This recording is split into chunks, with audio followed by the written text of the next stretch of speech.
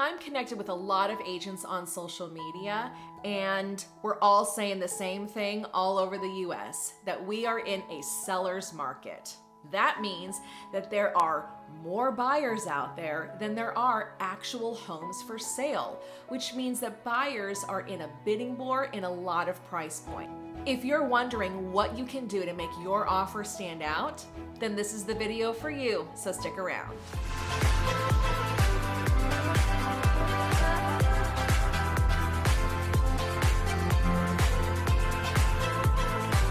Hey everyone, this is Danae Hewitt, your go-to DFW realtor with Brico Realty Services. It is a tough buyer's market out there in a lot of price points. We're seeing bidding wars, multiple offer situations, and clients just losing out on houses right now. It is so tough. In this video, I'm going to go through a lot of other things besides price that you can do to help your offer stand out and hopefully get your offer accepted. First thing off the bat, your real estate agent should contact the listing agent when they know that you want to put an offer in on this house. Your agent can ask the other agent what it is the sellers really want in an offer. Then you guys can figure out if you can make all of that happen or not.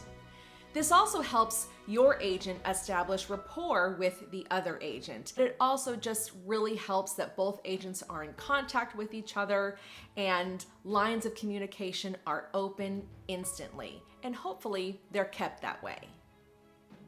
The big thing that sellers want most of the time is they want the asking price on that house, and probably they want even more than that. I mean, let's be real.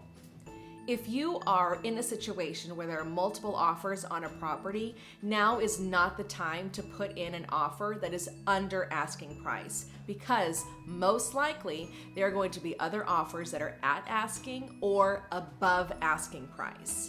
If you're not willing to pay asking price for this house, then you probably shouldn't put an offer in on it, because it's probably a waste of time for you, your agents, and the sellers, when most likely they're going to be getting higher offers than yours. There is a caveat to that. If your agent doesn't feel that this home is worth asking price, then you probably don't want to put an offer in as well either, because if the home is not worth it, then you may have problems down the line when the home gets appraised. Speaking of appraisals, if you do put an offer in that is over asking price, another way to make your offer strong is to also include an appraisal waiver.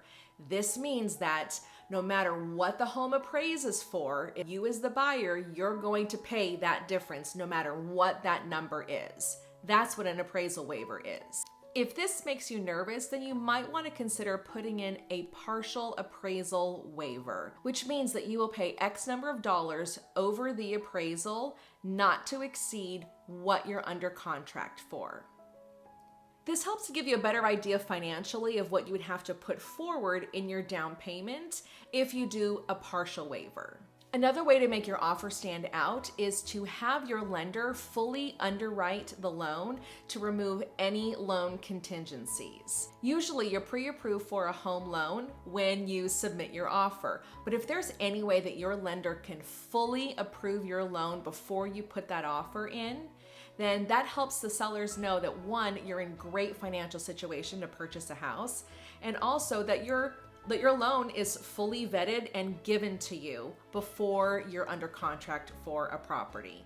When your agent calls the other agent, maybe that agent says, you know what, we don't want the buyers of the property to take possession on the day of closing. We need what's called a leaseback, which means that the sellers will be renting the property from the buyers for a couple of days while they pack up and move their stuff out.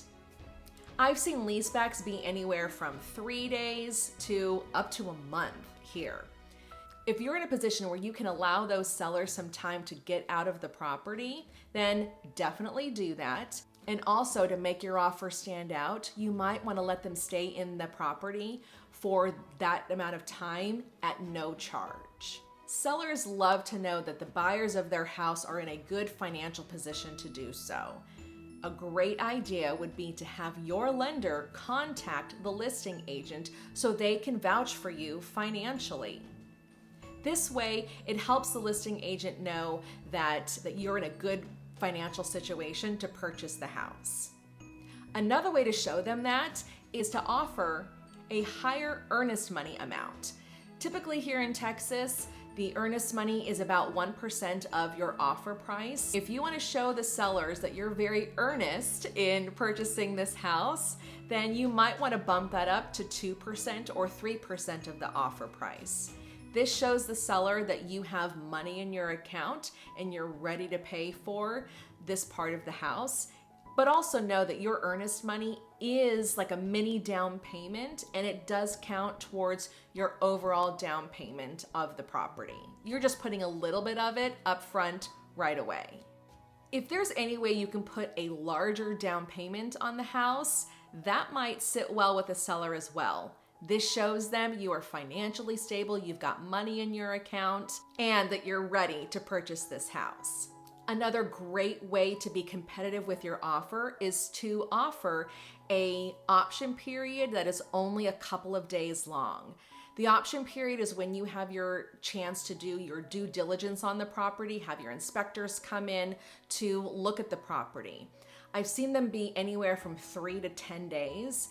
If you can keep it right around the 3 to 5 day mark, that might be really beneficial for you. Also, during your option period, you can go back to the sellers and ask for some repairs to be done that are based off of the inspection report that you just got. If you love this house and you want your offer to stand out, you can waive all repairs.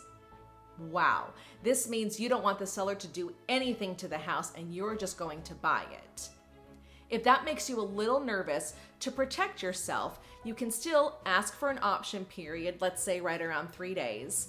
That'll give you enough time to get your inspection report back so you know what you're getting into when you purchase the house. But what you've done is that you'll already sign something waiving all repairs so that the sellers know, okay, they're going to have an inspection done, but they're not going to ask me for any repairs. And maybe they may be okay with that.